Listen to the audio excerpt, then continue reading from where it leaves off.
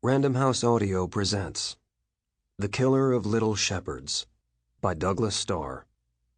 Read for you by Erik Davies. The wild beast slumbers in us all. It is not always necessary to invoke insanity to explain its awakening. Dr. Edward Spitzka, 1901. Post-mortem report on Leon F. Czolgosz, assassin of President William McKinley. Author's note. This book is a work of non-fiction. I have taken no liberties with facts or the context in which the events related in the book occurred. All quotes and dialogue were taken from the participants' letters, books, affidavits, and court testimony, or from verifiable contemporary journalistic sources. The serial killer Joseph Vacher's state of mind was reflected in a surviving collection of his letters, in affidavits of contemporaries who encountered him, in records of the asylums in which he was confined, and in the reports of investigators and alienists who interviewed him. Details of his crimes were gleaned from original crime scene analyses, autopsy reports, newspaper accounts, and the oral histories of the modern-day inhabitants of the villages he terrorized. Dr. Alexandre Lacassagne's personality and state of mind were revealed by his voluminous writings and scientific reports, the writings of his many colleagues and friends, and the stories and artifacts shared by his descendants. Most of the source material is in late 19th century French. Sometimes I shortened sentences and simplified the language in order to make the quoted material accessible to modern readers. Although numerous people helped with translations, any oversimplifications that may have resulted are my own. Part 1. Crime. The werewolf of legends has now been surpassed. Popular verse about Joseph Vacher, 1898. Chapter 1. The Beast.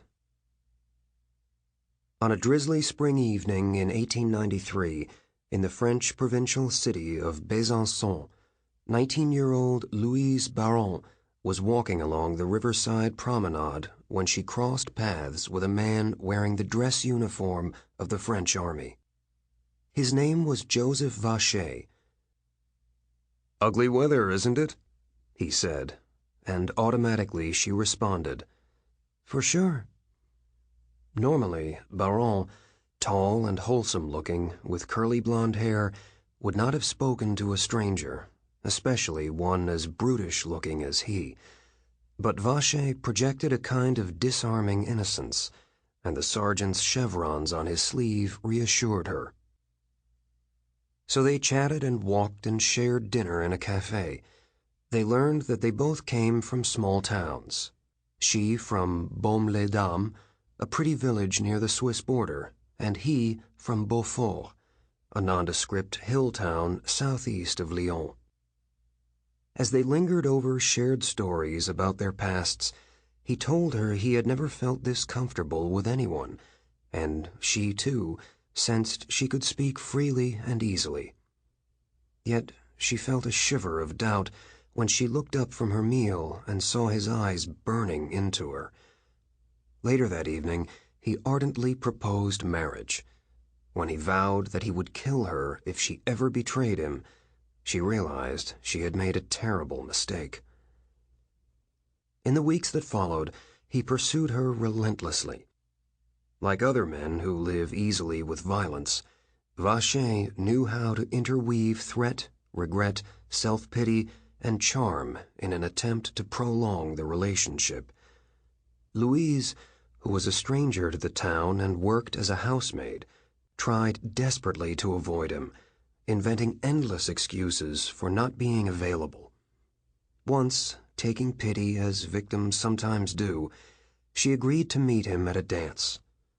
They were standing awkwardly among the merrymakers when a soldier approached to talk to Louise. Vacher lunged at the man with such fury that the soldier and Louise ran from the dance hall. Now she knew that she would never be safe in the same town as Vacher. Too afraid to reject him directly, she made up a story that her mother had forbidden their marriage and had ordered her home.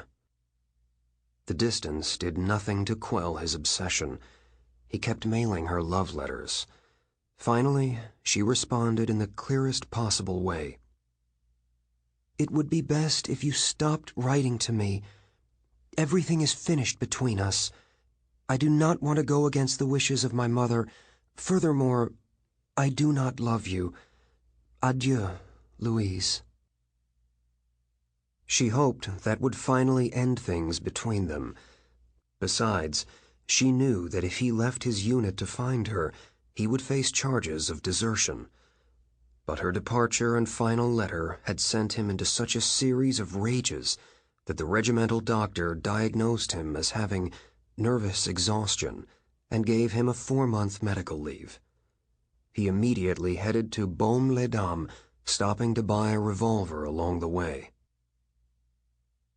Any of the soldiers in Vacher's barracks would have told Louise not to get involved with the 23-year-old sergeant in the first place, for something wild and violent dwelled within him.